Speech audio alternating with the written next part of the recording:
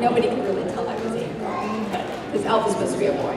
That was always the thing when you were kind of, Yeah. oh, you're playing like, Like Elf is a girl.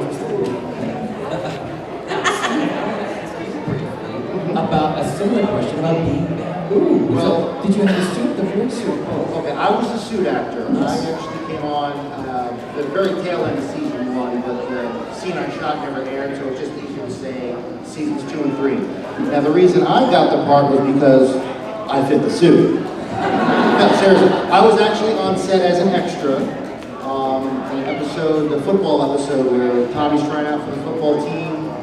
Bulk is also trying out for the football team, and Bulk and Skull are in detention, and Skull's got Bulk running up and down the aisles in the tutu to be more graceful. Skull himself, Jason Narby, right there. There he is. Come on, Jason Narby! It was kind of there were 3 other punks in detention with them, and I happened to be sitting in the middle.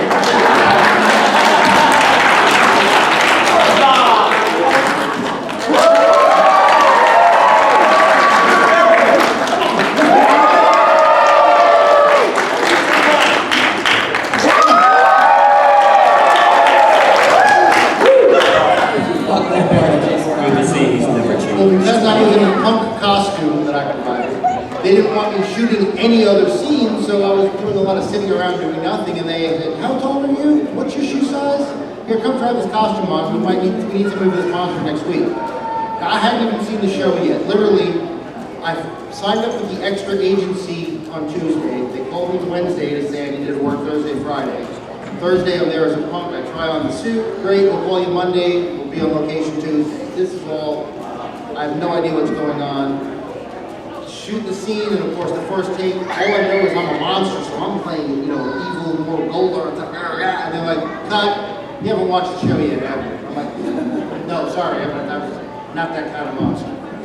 Oh, okay, got it now, and Scott and I did our thing, and they decided to keep me for 2 more years. Excellent.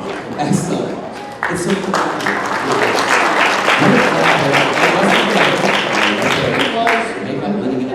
Well, here's the thing, with my character, normally you don't get in the costume so you're ready to shoot. The last thing to go on is the heads for any of the other. As soon as they're done, they yell, pull the heads, and they take the heads off. Not me. Because I had makeup, I didn't want to continue with makeup, and I had 6 inches of foam rubber sitting on top of my head, so I would just build up sweat, so when I finally came off, it would break down my face, and have to make it all over again. Yeah. Ladies and gentlemen, please welcome Rita Repulsa. Rita Repulsa!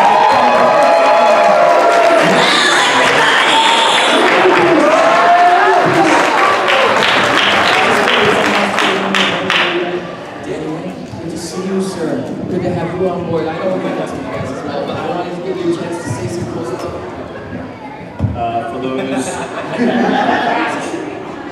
For those who don't know me, I spent 10 years on this show. I did the first 10 seasons as part of the stunt team. Over 3 years. I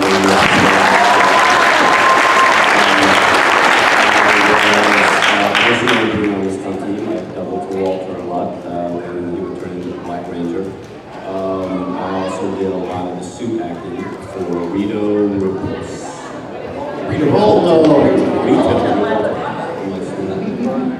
Elgar, Finster, who else? Godar on occasion, and but then in season 10 for Lost Force, I actually played Jim Glass, so Jim Glass is me. Yeah, it was a lot of fun. Always asked my favorite fight sequences, or when we would have to fight balls. Because he hated us and wanted to beat up on us. It usually involved a lot of food fight. Yeah, a lot of food. At one point they asked me if I wanted to not read for Rito, but also just did auditioning for it, and I couldn't. I forget what it was. And when I saw Danny do it, I'm like, thank God I didn't, because he came up with stuff. He's not just a good stuntman; he's a good actor too. And that's the difference between like just a guy who can throw a punch and a guy that can perform. And this guy is the gold standard.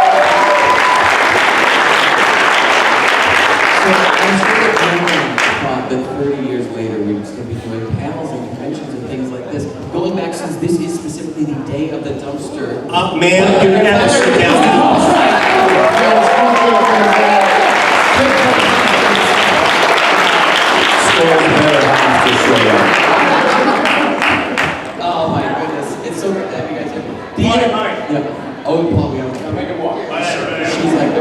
separated from you guys now. Yeah. She's at the booth right next to us, so that's like purgatory. Perfect.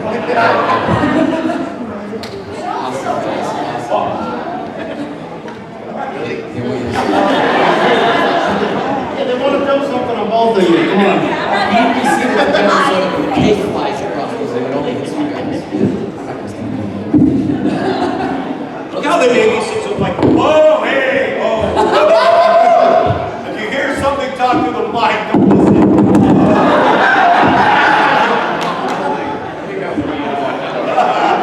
All right, sorry. These two have been together for 15 seconds, so we've lost control of the entire thing.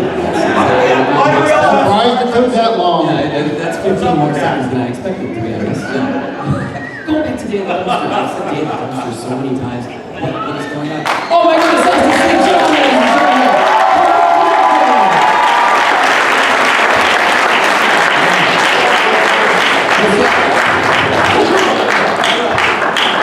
Oh my goodness. Good to see another imagery. Always good. Oh my God, I gotta say that. Okay, I also want to point out, we got the Red Ranger, but we also have Santa Claus right here in the house. Say hi, Santa. Of course it makes sense because he's over 60 and wants to get away from the cold, right? So that's why he's in Florida. That man is not We've real. heard that joke before. All right, guys, going back, we're going to take this thing and we're going to bring it on track a little bit. But we don't actually have to do anything other than have a good time, and that's what we're doing. Going back to David Dumpster, though, it's 30 years in the past now, but back then, you were auditioning for just a regular job, right? And I kind of want to go with you, Walter, first on this. I was one of the Power Rangers, and then I'll go to these two who are, if they're still alive at that point. But yeah, so going through the audition, obviously there's a couple of teams of Rangers that this audition was from. Might have to separate those. Tell us something about that. Now, there were a couple of teams, and then you did your own fighting styles, things like that. Anything about the very, very beginning that you can remember? Well, what happened was, we, what happened is in the scene, John Santa, what would you like? I'd love to give you all. Just don't talk about the first thing that pops up, right? nah, it was cool. We, the audition process at the very beginning was like, for the character Zach, they were like, I went in and had to be a teenager. I was not a teenager. I was 26 at the time, and auditioning for a 60-year-old. How can that make you 36 now? Actually, 29. Anyway, they went in and did my acting, which I knew I could do. That was no problem. And then they said, well, can you show us some dancing? I said, okay. So did some dancing. They said, can you do any flips? I said, did a flip, did a back tuck. They said, can you do any martial arts? So I did some martial arts. And then they said, can you put it all together? I was like, now?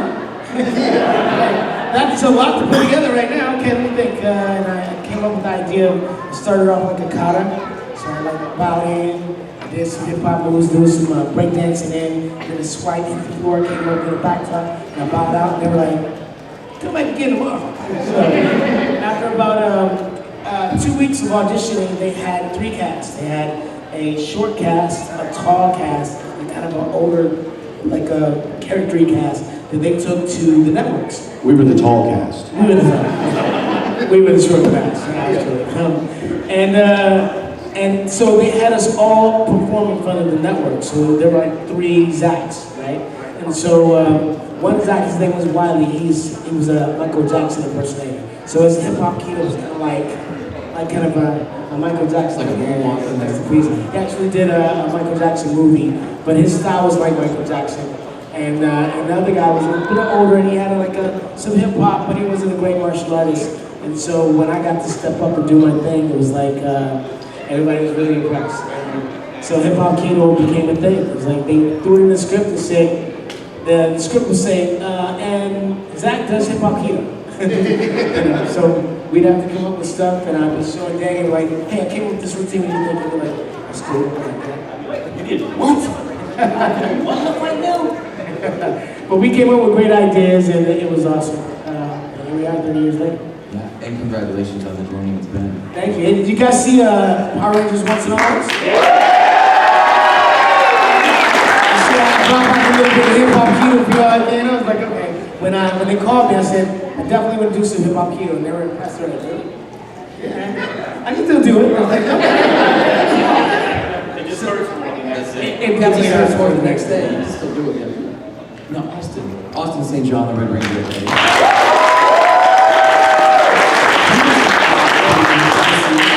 Obviously, you ended up in the same cast, the two of you.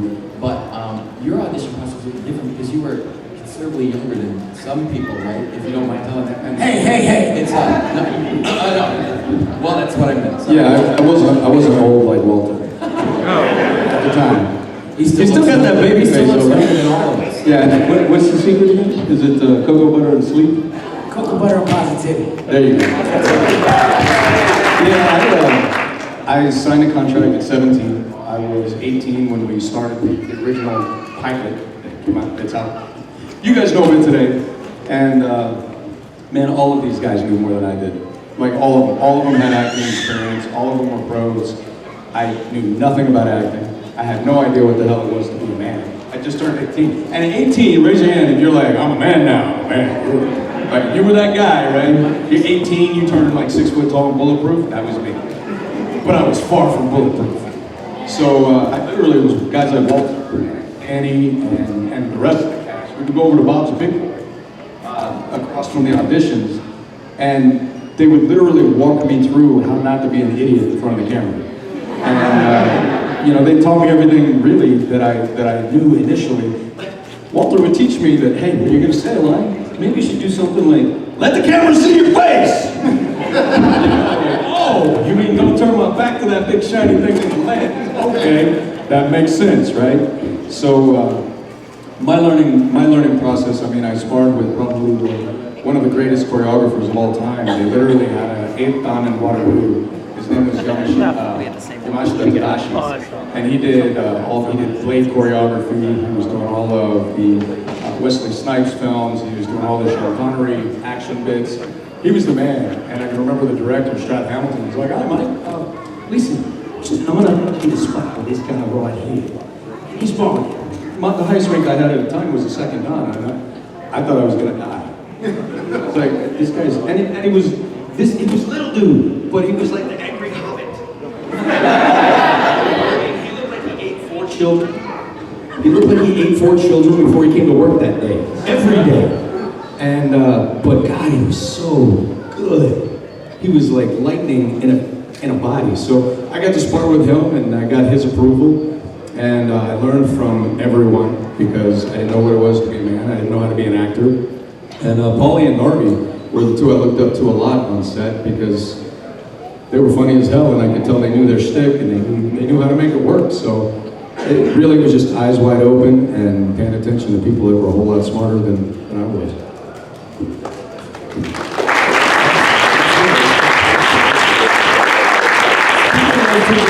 Thank you for waiting down there. I want to talk to Barbara just for a minute. Yes, do that. You do that. You'll see if we're still waiting for you. Oh, yeah. I waited for 32 years on you. And do I see a ring on that? Do I see a ring on that? No. No, what I say. No. I stand up for myself. I have dignity. Keep it down, Harvey. It's my turn.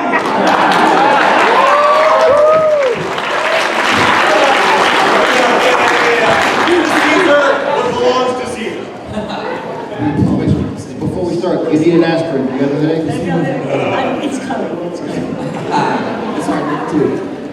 Barbara, this was so unique back then because it was, for you, a much, much different experience than auditioning as a Power Ranger, right? Tony Oliver,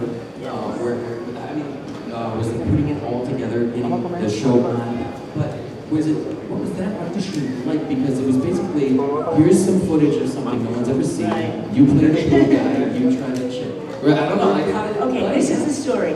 I was with Saban already doing a lot of little boy voices for the cartoons and women and, you know, witches and things. And they just cast me for the pilot. They said, Barbara, do this witch. And that's what they said. And they directed me, Winston was the guy's name, Winston Richard. And he directed me to do the Wicked Witch of the West. So I did, make my monster grow. You know, I make you my pretty. So that was basically the direction. So that's how I did it as directed. They did a market research thing where the kids said, that's not scary. They were used to that voice. It's nothing new. So they fired me. They took the job away from me. And I said, well, wait a minute. I did it the way you asked me to. You want it scarier? Okay, let me do it scarier. No, we're going to have open auditions. I said, well, may I audition again? They said, sure, you can come. Well, I'm so pissed. So I said, everybody hold their ears. You want it scarier? I'll give it to you scarier!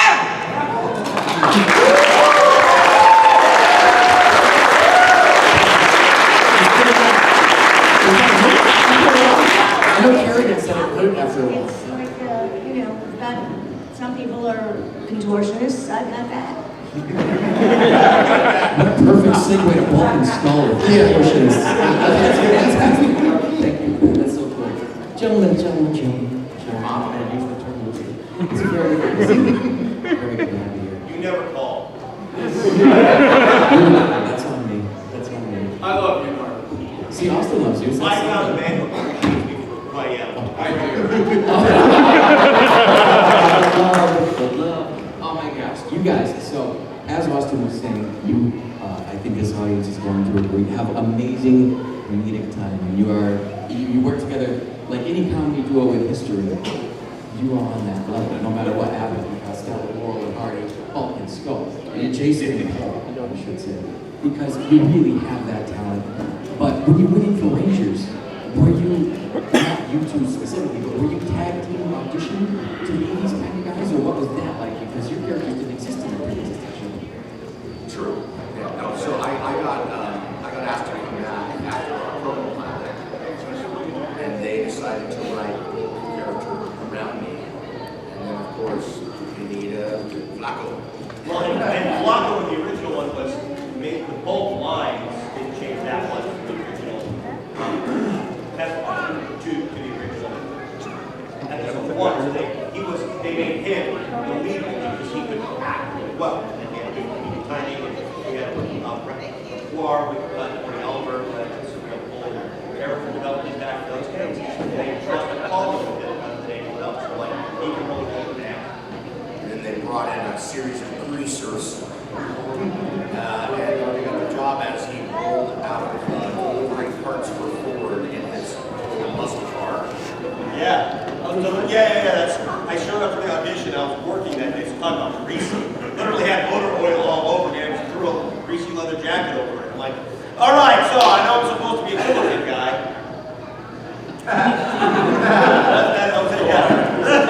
So I looked the part. So I was greasy and slimy. That was only, they were going to start shooting on a Monday, and Skull was going to be in that shot with sexually harassing the young Ranger. And so they're like, well, we need to cast the guy, we need to recast. So it was Wednesday, they brought me in to call back on Thursday. They cast me in and cut my hair over the weekend, and Monday I started shooting. Yep. But they did, it was a callback where they had Paulie and I work together. And I don't think I had any other guys who called back. Yeah, you were kind of their pick. And they just asked me if I could tolerate you. And I was like, I need somebody. Yeah. So we're talking about Daily Dumpster, right?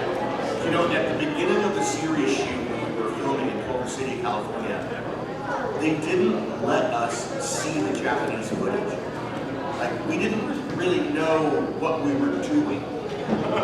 And then after about 4 months of shooting, they brought us in the conference room and they were like, okay, what you're about to see is a series of animal cracker boxes with sticks attached to them running across a dirt field and people blowing dirt into the shot.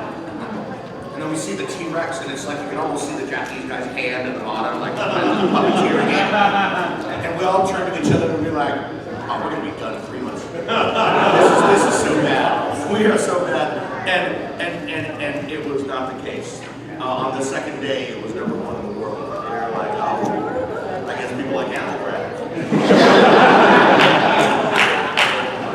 Watch the opening of season 1 and you'll see exactly what I mean.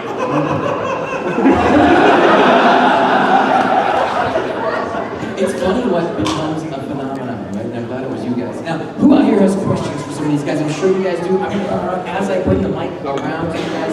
Danny, I do have one for you, and that is obviously Jim Jackson, Wild Voice. But way back at the very beginning, did you have a suit or costume that you liked more than the others to wear? And you're like, oh, I'm glad I have this character. To be honest with you, Rito was always my favorite, just because he was just a big bumbling knucklehead, and you know, it was fun to just go wild on a character like that and say. There were many times when I didn't stick to what was on the page, and I would just wing it and do my own thing. And the ADR guys always had a blast listening to my track, and then of course someone had to go in and got the voice and say what was actually on the page. But half the time, it's like my goal was just to try to make these guys laugh, or just to disrupt things, because that was pretty much who he was. But yeah, Rito was one of them. You know what, I'm going to have the mic go right here, and then if you would, I'm going to form a question line over there so that we don't take 10 minutes to do questions while we're on the microphone. So I'll give you this, and then right behind Tim in the Green Ranger suit, any questions? Hi, thank you guys so much for coming out. First of all, my question really is dedicated specifically to Walter. First of all, I want to make a comment and say, I think I can speak for everyone in the room saying that we're so happy to see you back on screen and back active, more active on screen.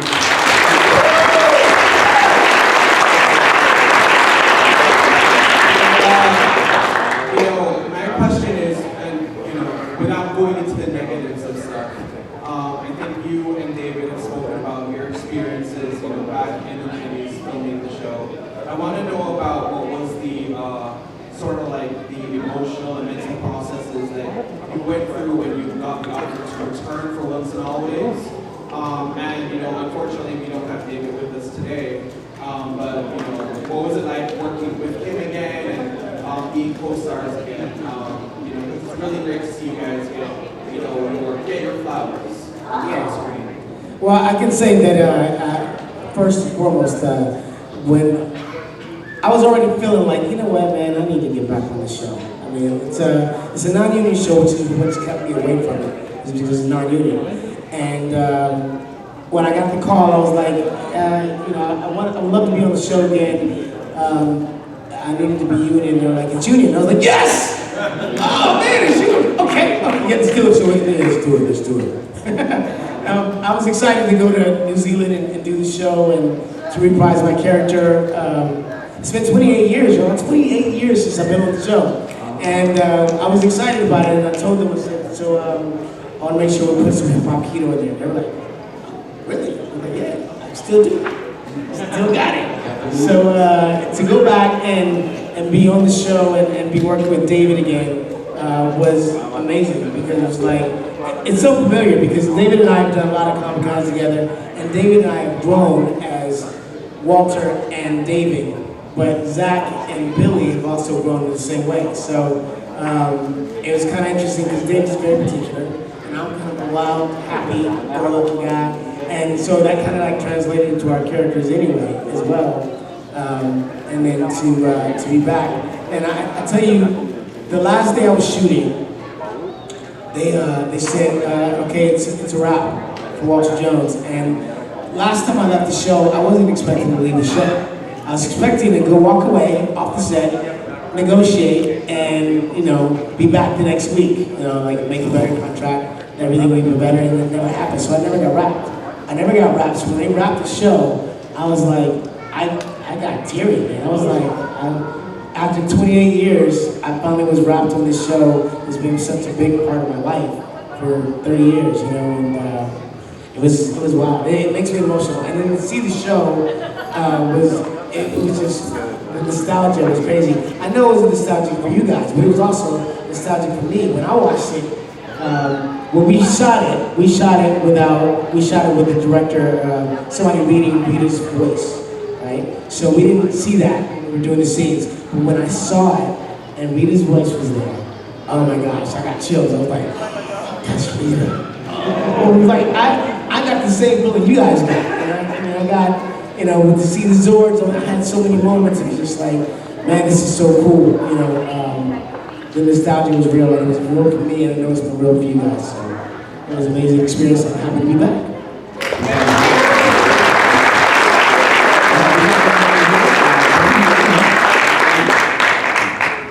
It's so nice to see the Power Rangers back 30 years, because 30 years ago I was a toddler. It makes me feel like a kid again. I miss the 90s. Yeah, but now you're all roided up, so you don't look like What's up, Tim? Hey, Walter. It's hard to figure out what to ask you, though, but for the 30th anniversary, my favorite question is, what was your favorite memory with Tree Train? There are so many episodes I love. No clowning around, Bluebell Trolls, High Five. It's hard to figure out for me. I had a crush on her. Yeah, we all did.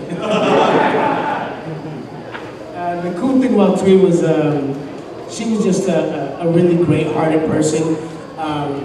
We had a lot of cool experiences on the show. I used to play with the hair all the time. I love that. I was like, I love your hair. She's like, that feels good. I was like, okay, good. It's good. You know, this is working for both of us. Yeah. But when she did the Crow, I was so proud of her. Like, I mean, the experience that we had, her, Austin, and myself leaving the show was traumatic. I mean, like, we were on the #1 kids show. We stood up for ourselves, and all of a sudden, we were not doing the movie we thought we were going to do. And we were all very disappointed. But we all pulled our head up and like, all right, we're going to keep going and keep hustling. And Tweet was the first one to get like a big movie. So I was excited for her. I went to the party that she had afterwards, and I was just, you know, I just remember sitting with her and talking to her and being like, you know, it's okay what we did. It's okay that we're still here, and it's okay because we're growing. And just being proud of her, and you know, and that moment was very beautiful for me.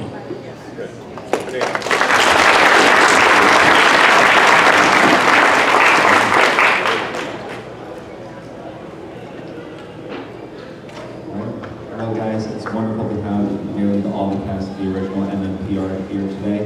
My question is for Ms. Barbara Goodson. In a three-way fight, who do you think would win? Your Rita Repulsa, 2017 Rita Repulsa, or Mystic Mother? In a three-way fight? Yes. Three-way. I would do a good three-way fight. Fast one. Me.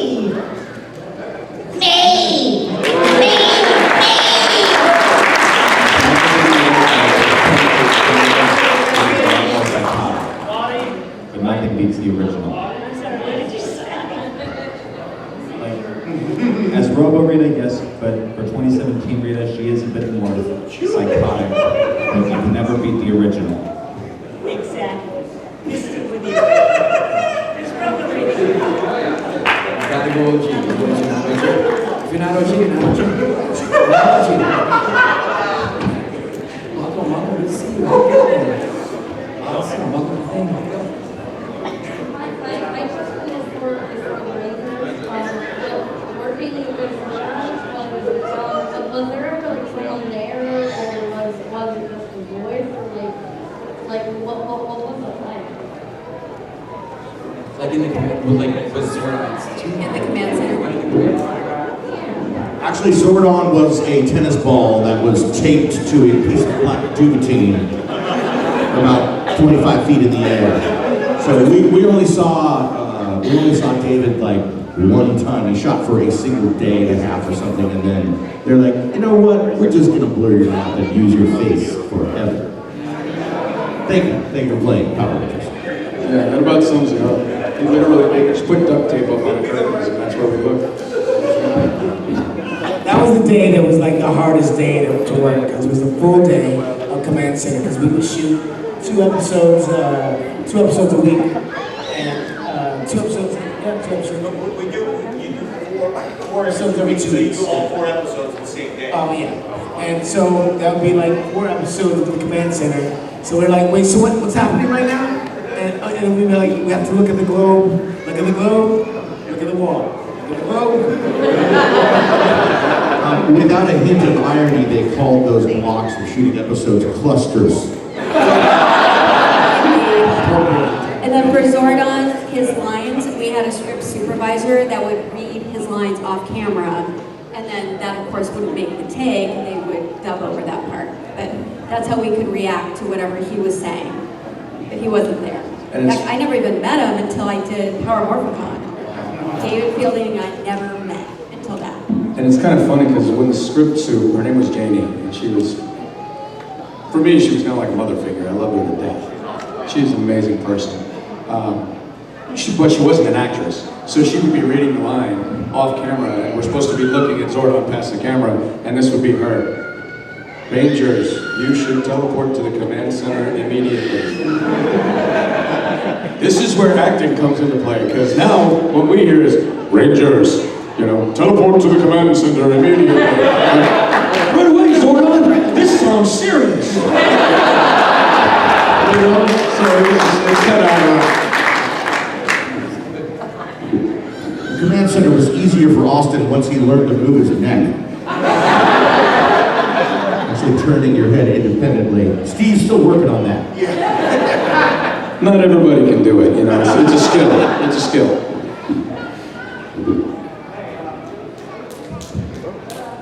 My name is John, and okay, my question is for Jason and Austin, specifically because, well, your real name is Austin and your character's name, your real name is Jason, your character's name is Jason, and of course there was also Jason David Frank, so I'm just wondering, was there ever any confusion on set? Oh yeah, see how you screwed it up right there?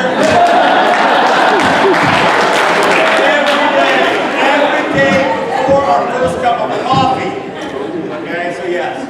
And then we also had several people that worked on the show named Jason as well. So none of us had the first name. Yeah, there was stupid Jason, short Jason, nice ass Jason.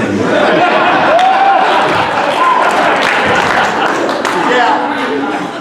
So we all went by last names. We didn't have a first name for about 5 years.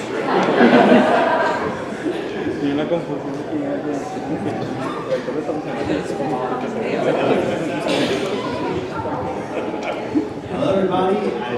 Before I ask my question, I want to feel a great honor and privilege to meet some men and women of Charlotte and Austin.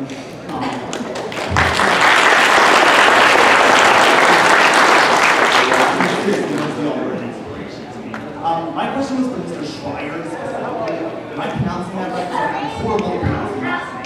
Yeah, just don't call me late for dinner, brother. You can do whatever you want. So when they brought me back to Power Rangers Singles, you obviously had a new comedic double with Spice, which they like Felix Wright. What was it like working with him? How did it compare working with Mr. Dark? Well, they did not initially want me back for the show. They wanted two young guys to play new versions, not to play Bulk and Skull, but to do similar characters. So the casting did not go well because it's very difficult to find lightning and shove it in a bottle.